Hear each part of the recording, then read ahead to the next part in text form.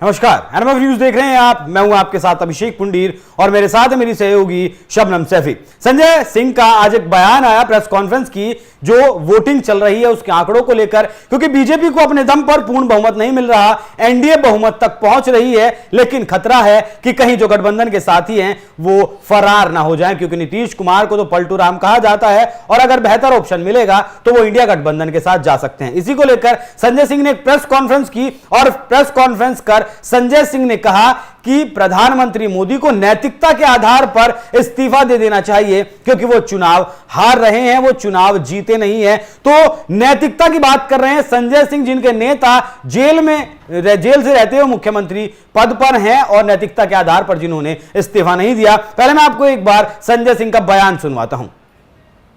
अब जरा सी भी नैतिकता है भारत के प्रधानमंत्री में, जरा सी भी नैतिकता अगर देश के प्रधानमंत्री नरेंद्र मोदी जी में है तो उनको इस्तीफा दे देना चाहिए, क्योंकि उन्होंने तो 400 पार का नारा दिया था, 400 पार।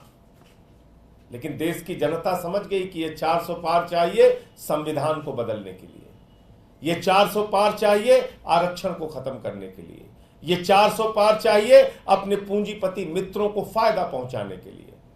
और इसलिए देश की जनता ने यह परिणाम दिया है। भारतीय जनता पार्टी के लिए यह बहुत बड़ा सबक है, लेकिन शायद वो सबक नहीं लेंगे, क्योंकि उन्हें तो झगड़ा करना है।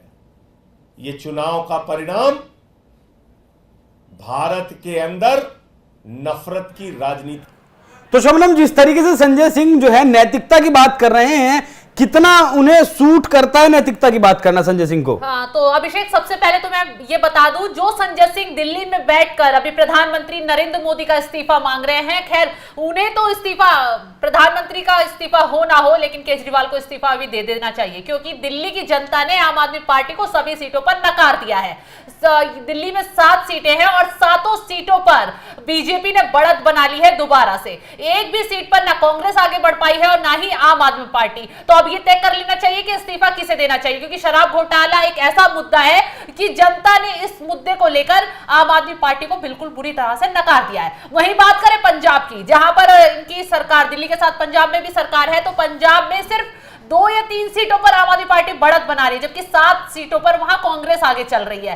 तो आम आदमी पार्टी को वहां पे भी खास कुछ अच्छा प्रदर्शन आम आदमी पार्टी नहीं कर पाई है। और संजय सिंह बैठकर ये कह रहे हैं कि प्रधानमंत्री इस्तीफा दे दे। अरे भाई, इस्तीफा तो उनके मुख्यमंत्री अरविंद केजरीवाल को दे देना चाहिए, कि जो कथाकथित शराब घोटाले में जेल में पहुंच गए हैं, ईडी से राहत नहीं मिल पा रही है, सुप्रीम कोर्ट से राहत नहीं मिल पा रही है, और अब बचा कुचा वो चुनावी नतीजों में भी फंस गए। अभिषेक, और वो संजय सिंह इस्तीफा मांग रहे हैं प्रधानमंत्री नरेंद्र मोदी का, जो एनडीए फिलहाल बहुमत में है। जोड़तोड़ करने वाली बात नहीं है, एनडीए फिलहाल बहुमत में है और उनके साथी सुरक्षित हैं। अगर इंडिया गठबंधन ये सोच रहा होगा कि उनके साथियों को वो तोड़ लेंगे, जिस तरीके से खबरें आई कि नीतीश कुमार को डिप्टी पीएम का पद का देने की ऑफर दिया गया, चंद्रबाबू नायडू को भी ऑफर किया गया कोई सीट, लेकिन ऐसा नहीं हो पाया। तो संजय सिंह को पहले अपनी पार्टी के बारे में सोचना चाहिए, जिन्हें अरविंद केजरीवाल जमानत पर बाहर आकर भी जीत नहीं दिलवा सके दिल्ली में, और रही सही कसर पंजाब में पूरी हो जाती है, जहां सिर्फ आप 2 से 3 सीटों पर आगे चल रहे हैं। अभी जीतेंगे कितनी वो नहीं पता।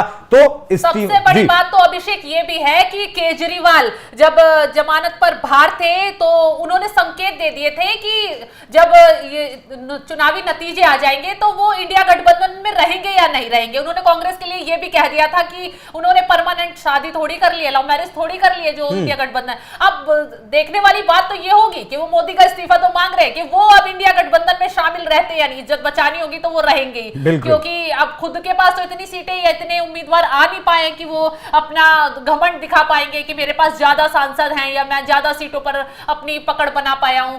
तो ऐसे में दिल्ली की 7 सीटों से हाथ धो दिया है। अब देखना यही होगा कि कौन इंडिया गठबंधन में वो हिस्सा रह पाते हैं या इंडिया गठबंधन खुद ही उन्हें बाहर निकाल देता है। तो ये जो संजय सिंह का बयान था और जो चर्चा हमने आपके साथ की, इस पर क्या कुछ आपकी राय कमेंट कर जरूर बताएं। नमस्कार।